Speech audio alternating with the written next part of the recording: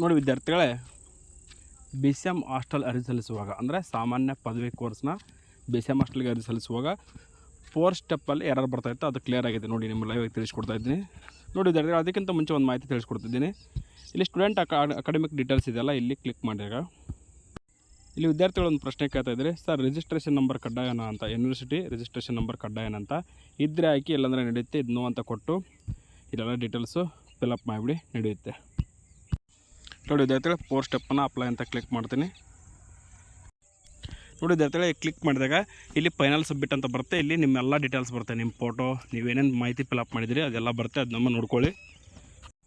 Last hostel priority ಇರುತ್ತೆ, ಅದನ್ನು ಕೂಡ ನೋಡಿಕೊಂಡು ಇಲ್ಲಿ ಫೈನಲ್ ಸಬ್ಮಿಟ್ ಅಂತ ಕ್ಲಿಕ್ ಮಾಡಿಬಿಡಿ.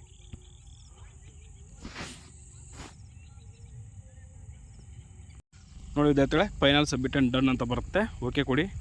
ನಂತರ ಇಲ್ಲಿ ಮೇನ್ ಪೇಜಿಗೆ ಬನ್ನಿ.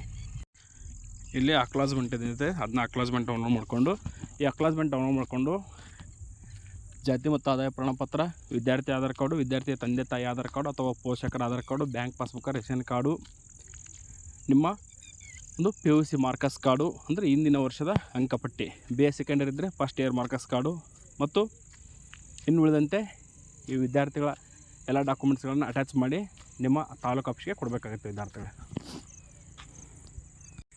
ನೋಡಿ ವಿದ್ಯಾರ್ಥಿಗಳೇ, 5 ಪೇಜ್ PDF ಬರುತ್ತೆ, ಅದನ್ನ ಡೌನ್ಲೋಡ್ ಮಾಡಿಕೊಂಡು ಎಲ್ಲ ಡಾಕ್ಯುಮೆಂಟ್ಸ್ಗಳನ್ನು ಸಬ್ಮಿಟ್ ಮಾಡಿ ಅಂತ ಹೇಳ್ತಾ, ದಯವಿಟ್ಟು ಈ ಮಾಹಿತಿ ಇಷ್ಟ ಇದ್ದರೆ ವಿಡಿಯೋನ ಲೈಕ್ ಮಾಡಿ ಅಂತ ಹೇಳ್ತಾ, thank you for watching this video.